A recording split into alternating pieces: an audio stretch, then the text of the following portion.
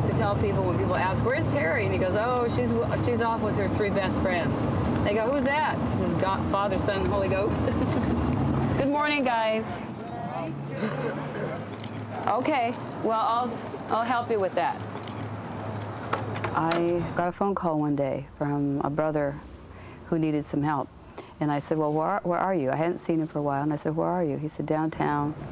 And this is a brother that I didn't hear from a lot because he had addictions. He was a drug addict and never knew from day to day, month to month where he was or if he was even alive. So I went downtown Portland looking for him and didn't find him. And in the process, ended up going to the wrong place, which was a soup kitchen in Portland. And it ended up that he was like just down the street, right across the street from it.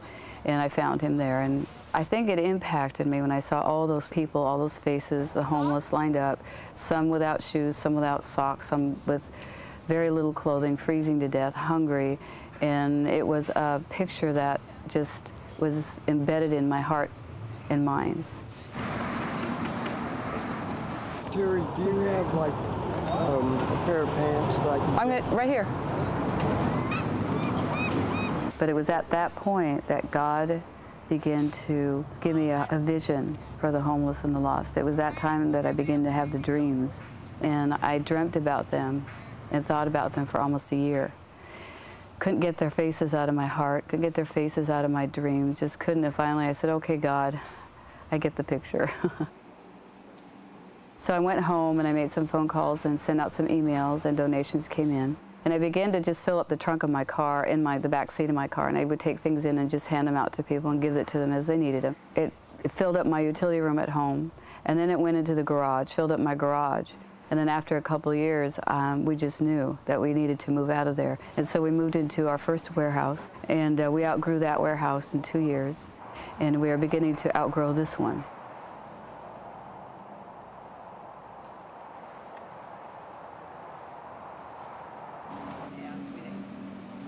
Okay, so I guess we are ready to head out. I'm locking up and I'm going to start the dishwasher. All right, see you later.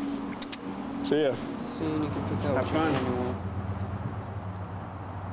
Bye.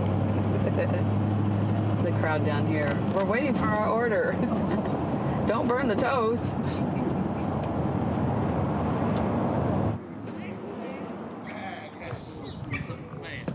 You got some razors? Oh, no, I didn't bring hygiene kits this morning. I'm sorry. You should buy a pack of razors. I just broke my razor blade. Thanks, sister. Anybody else? Yeah. Socks? Yeah. Do you like colors? Bye. See you later. Bye. Thank you. Uh-huh. Bye-bye. Bye. You too. I'm no different than they are. I'm no better than they are. I sit and watch TV with them, and I eat with them, and I just love being around them. This Buddy's gift. Buddy? Oh, thank you, Teri. Finally, Merry Christmas. You wouldn't have any hotties, do you? We do. Let me do the boots first, and then I'll get around to the clothes and the hot hands, all right? We have bought into things and materialism. Nice and more is better. And I think God is going to use this hard economic times to teach people that less is better, to get back to basics, to give up things that they probably didn't need to from the beginning, you know.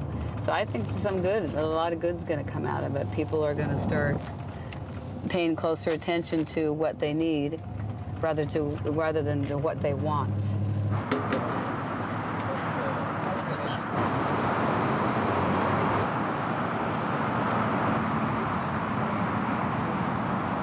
We grew up very dysfunctionally, and I was like the mother sister because I was their mom at the age of 12.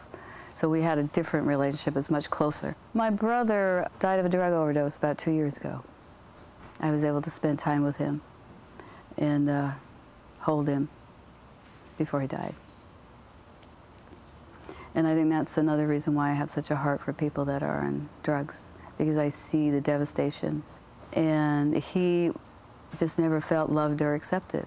because of what he'd gone through, no matter how much we told him. He was a very little boy when things happened in our family. And he was, I believe emotionally, he was still that little boy till the day he died, wondering whys and how comes, and it never got answered for him.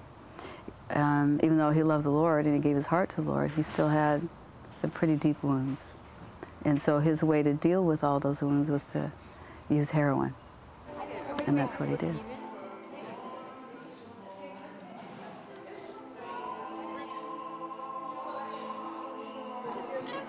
Well, no, we're going to serve at 5:30.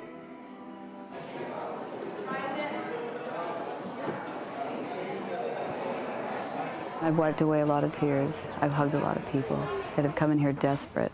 And when we say it's okay, it'll be all right. That's what we're here for. We can help you. And to see that those tears turn from tears of desperation to relief, you know, that, oh, somebody can help me. There's nothing greater than that. There's no joy greater than that, than seeing somebody moving from the point of hopelessness to hope. And, you know, that's what we're about, is to give encouragement and hope to people when they walk through those doors.